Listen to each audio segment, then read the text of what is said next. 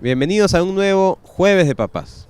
Hoy estamos acá en el Parque Arguedas porque nos han botado en el Parque Reducto.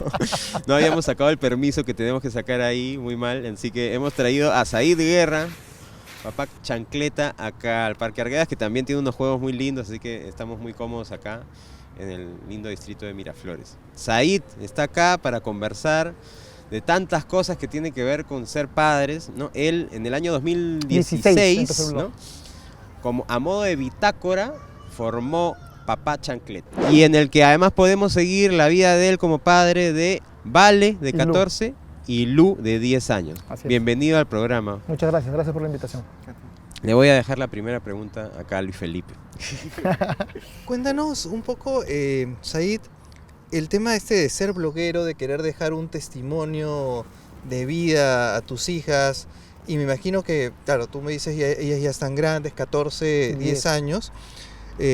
Nosotros tenemos 5, mi hija 2 años, la de Julio. Pero claro, ahorita nosotros, como tú decías hace un ratito, ¿no? Tenemos preocupaciones que seguramente cuando van creciendo se cambian, son otras las preocupaciones, pero estas siguen. ¿Cómo es este relato que tú estás construyendo de tu experiencia ser papá en esta bitácora? A ver, cuando yo empecé en el 2016, lo mío fue casi una recomendación terapéutica.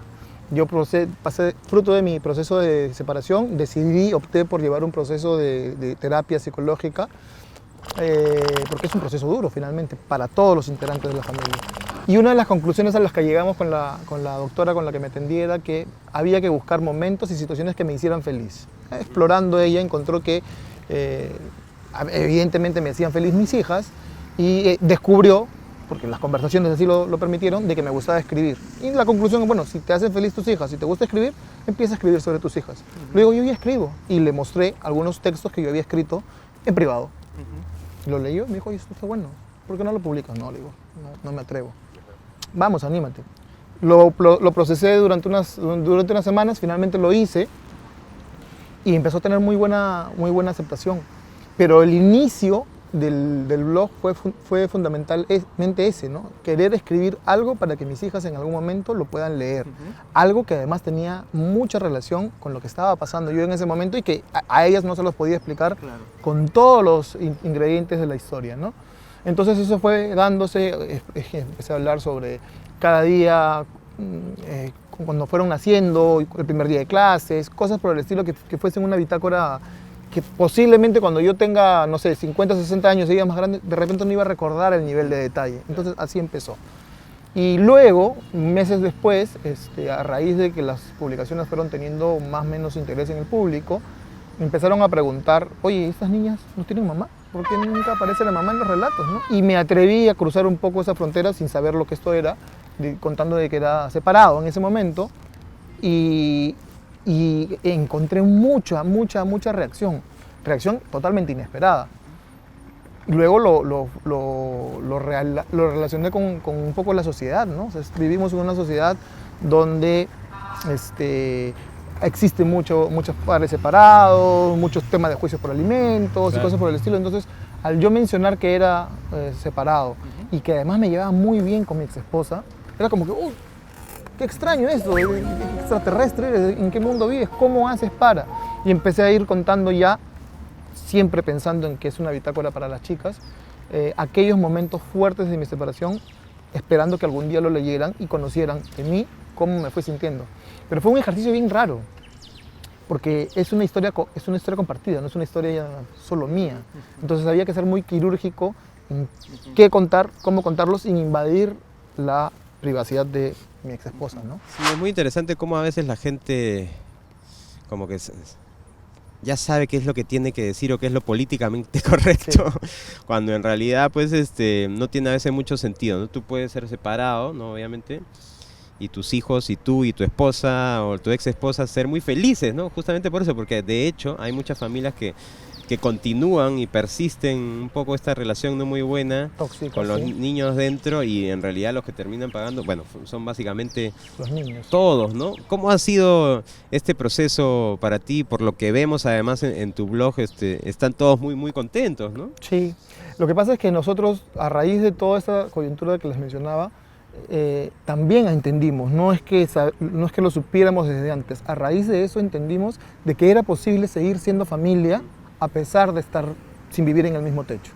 Entonces, comenzó a hacernos mucho ruido el término de familia disfuncional y no entendíamos por qué teníamos que ser una familia disfuncional si funcionábamos. Claro. Funcionábamos y funcionábamos bien, es decir, funcionábamos bien con el tema de responsabilidades, con el tema de compromisos, con el tema de acuerdos con respecto a la crianza de las chicas, códigos que desde que empezamos la separación hasta ahora que ya estamos divorciados ya 4 años, son códigos que no se mueven. Por ejemplo, las decisiones sobre las chicas nunca se toman unilateralmente, ¿no? Si es que Valentina, que ya está en la adolescencia, que es la edad en que comienzan a coger un poco de partido en su beneficio, quiere algo, sabe con certeza de que si se lo va a pedir a su mamá, su mamá va a decir, de un ratito voy a hablarlo con tu papá. Y viceversa, cuando quiere coger partido de papá, pero mira, listo, yo no voy a emitir juicio hasta no hablar con tu mamá. Said, en el caso de ustedes, ¿quién vive con sus hijas en el...? Natalia. Te preguntaba porque siempre hay un prejuicio contra los hombres que se separan y que no viven con sus hijos, sino que lo termina haciendo la mamá. Que es que, sí, pues, se la lleva fácil, la ve los fines de semana, no está presente, no está en el desayuno, corriendo con las cosas, en el día a día, al acostarlas. Yo sé que, obviamente, conozco papás que son muy entregados a estar con sus hijos y si bien no están ahí en el día a día, lo entregan todo porque además están muy pendientes. Cuéntanos un poco, quiero desmitificar contigo y tu caso este prejuicio que existe sobre los hombres así. El mito, el prejuicio existe desde que en efecto socialmente alrededor de la historia los papás han intentado, buscado, logrado, no lo sé, no me corresponde a mí decirlo, ir tomando un poco de distancia de la actividad operativa de la familia, ¿no? En su mayoría, en todo caso, no todos, porque no todos los casos son absolutos. Entonces, eso ha generado que existe este prejuicio. Y en el caso particular de nuestra experiencia, cuando sucedió la separación, yo tuve la intención, me imagino que era la única posibilidad de luchar que hubiéramos tenido si es que hubiese sucedido, de quedarme yo con las chicas, pero también entendía de que no era lo correcto. Entonces, lo que nosotros determinamos fue eso. Para comenzar, el Perú, la política, la ley peruana, te obliga a tener, cuando llegas a un momento de divorcio, una conciliación, y en esa conciliación tienes que determinar la patria potestad. Sí. En el Perú no existe la figura compartida, de tenencia compartida, no existe. O tiene que ser con el uno o con el otro. Pero nosotros nos hemos divorciado 2 años después de habernos separado. Y nos funcionaba muy bien, por ejemplo, porque yo tengo puertas abiertas de la casa de ellas y ellas hasta ese momento tenían puertas abiertas de mi casa. Digo hasta ese momento porque ya me he ido mudando y ella incluso hoy tiene una relación nueva.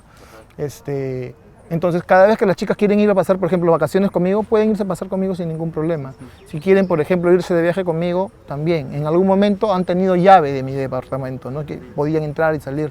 Entonces, cuando sucedió esto de tener que decidir cómo, era, oye, escúchame, lo hacemos, pero eso no implica que voy a perder la oportunidad de ir a verlas dormir, de ver cómo amanecen, de acompañarlas a almorzar, a desayunar. No, me dijo, esto es netamente un trámite. Pero es parte de los acuerdos. Y entonces así lo hemos hecho. Nosotros seguimos compartiendo actividades con ellas y además haciéndonos cargo de esto. Es que también, de hecho, depende de tu relación con tu expareja, pues obviamente, ¿no? Hay relaciones o sea, o gente que dice, bueno, no estamos bien como pareja, pero, o sea, todo bien entre nosotros dos, ¿no? Nos mantenemos ni siquiera como amigos, sino que, digamos, en un nivel, ¿no? Cordial y respetuoso, ¿no? Y en el que hay argumentos y todo. Pero por tu experiencia y por lo que has podido ver en otros casos, ¿cuáles son esas 3 cosas que tú recomendarías cuando alguien se separa?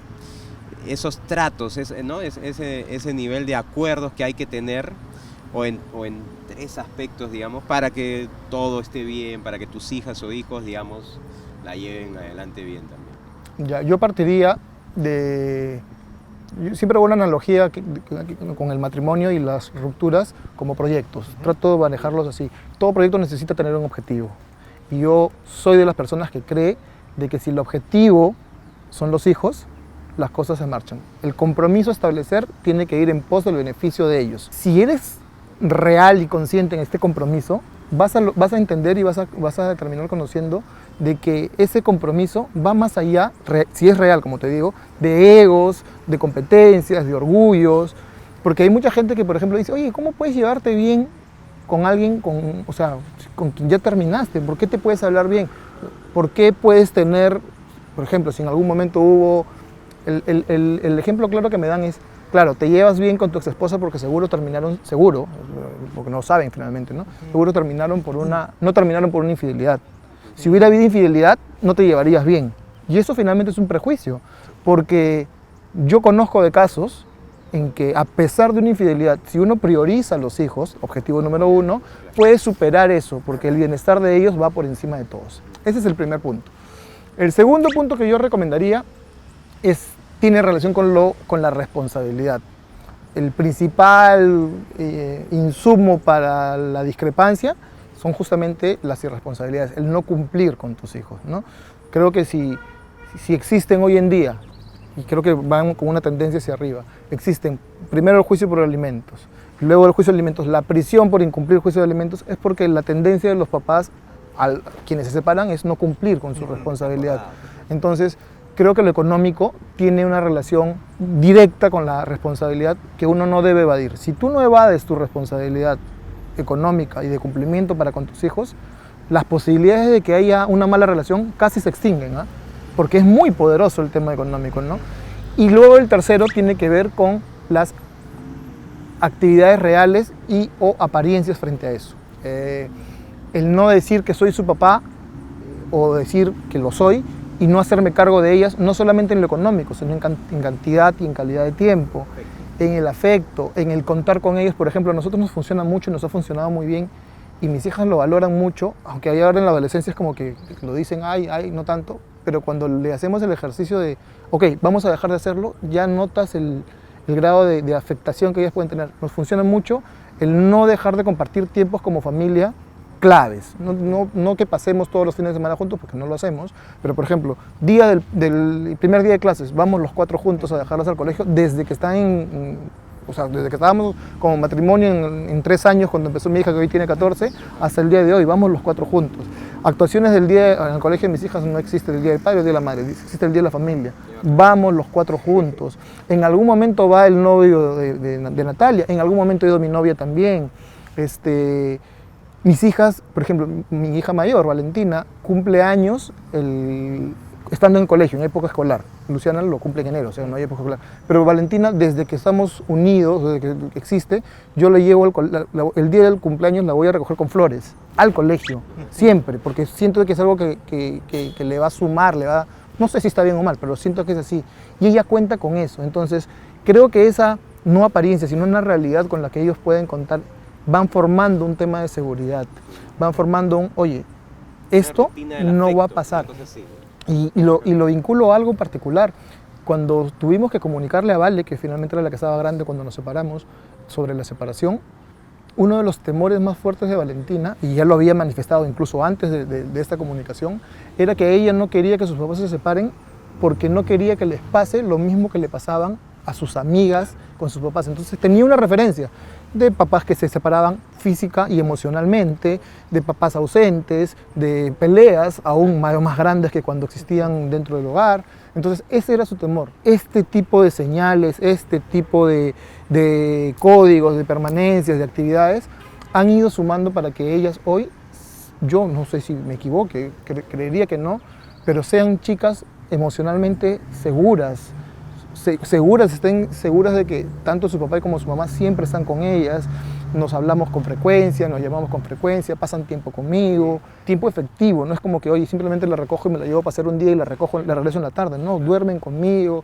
Cuando me tocó mudarme solo, les diseñé un cuarto, les implementé un cuarto para ellas junto con ellas, hacemos cosas que ellas valoren y digan, oye, ¿sabes qué? Este papá que yo veo ahora que es mío, no es el papá que yo me había imaginado que era protagonista de una separación.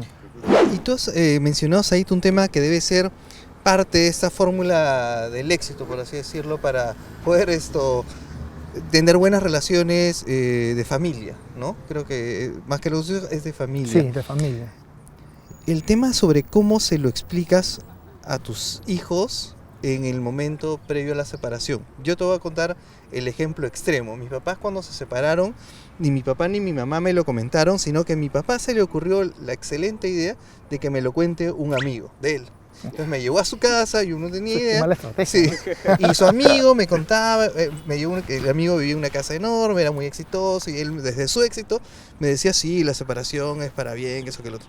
Pero un niño, yo tenía 12, lo toma de la peor forma, pues, ¿por qué no me lo dice mi mismo papá? Claro. No, y todo eso. En el otro extremo, Said, cuéntanos cómo se debe hacer este procedimiento, que es muy importante. Claro. Yo no sé cómo se debe. Te voy a contar cómo me fue a mí, en todo caso.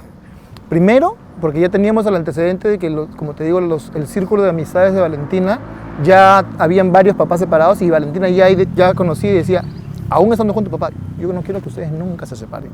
Ese fue el primer punto.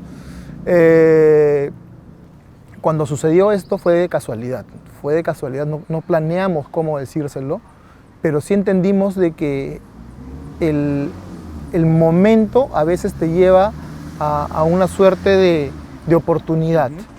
Valentina se enteró de nuestra separación por su hermana menor, cosa rarísima. Luciana, con 6 años, dedujo por una escena previa a la separación, previa a la conversación, de que nos habíamos separado, porque yo todos los sábados habitualmente estaba con ellas tomando desayuno y pasaba el día con ellas. Pero ese sábado en particular, había conversado con Natalia toda la noche de esta decisión, fruto de que habíamos estado llorando ambos. Yo decidí levantarme y salir, y me fui, y habíamos acordado con Natalia que no se le diría nada hasta llegado el momento en que tuviese que mudarme. Pero yo estando ya en la calle, yo lo he contado un par de veces en el blog incluso, recibo una llamada de Natalia y me dice, emergencia, Valentina ya sabe. Entonces, ven corriendo. Y llego corriendo y Valentina estaba hecho una hoja envuelta en el cuarto, evidentemente por la tristeza. Y le pregunté a Natalia antes de hablar con Valentina, ¿cómo lo supo? Luciana estaba sentada aquí en la mesa, estamos desayunando los tres, y Valentina me preguntó, ¿mi papá? ¿Dónde está? No, que tu papá ha salido. Y Luciana, que no sé de dónde lo habrá visto, y eso también tiene que ver con el tema social, que te digo, las historias que ellas tienen cada una. ¿No te das cuenta, Valentina? Mi papá no está como nunca, mi mamá está con los ojos rojos, mi papá se fue con los ojos rojos, se han separado. Entonces, Luciana tenía 6, Valentina con 10 volteó a ver a su mamá, y Natalia, que estaba susceptible, porque era una conversación que había pasado unas horas antes, no supo decirle que no, y con lo cual Valentina se puso mal, y ahí vino la llamada. Entonces yo entré a hablar con Valentina, y recuerdo, inmediatamente me acordé de lo mismo que me acabas de hacer acordar tú. Yo también soy hijo de padres separados, y recordé que era lo que a mí no me gustaba de mi experiencia de hijo de padres separados. Entonces la miré a Valentina y le digo, flaca, quiero hablar contigo. Y ella seguía doblada ahí. Escúchame, pero necesito solamente que sepas algo. Si haces preguntas, si te consideras que estás en edad de hacer este tipo de preguntas, debes saber que tienes que estar preparada para obtener respuestas. ¿Estás de acuerdo? Sí. Ahora, había un agravante, digamos, un grado de dificultad mayor. Valentina y Luciana nunca nos vieron pelear. Y Natalia y yo cuidamos mucho, nunca nos gritamos, nunca hubo violencia, nunca hubo, si bien es cierto, no funcionó, pero siempre fuimos cuidadosos con ellas. Entonces era más difícil explicarle esto no funciona, porque ella iba a preguntarse, como finalmente sucedió, ¿por qué no funciona? Claro. Si yo los he visto siempre bien. Entonces le dije, mira, ¿sabes qué, Valentina? Tu mamá y yo hemos decidido esto, por una serie de razones que hoy no tenemos cómo explicárselas con detalle a ustedes, porque son cosas que nos corresponden a nosotros como adultos, pero sí sé qué es lo que a ti te está preocupando.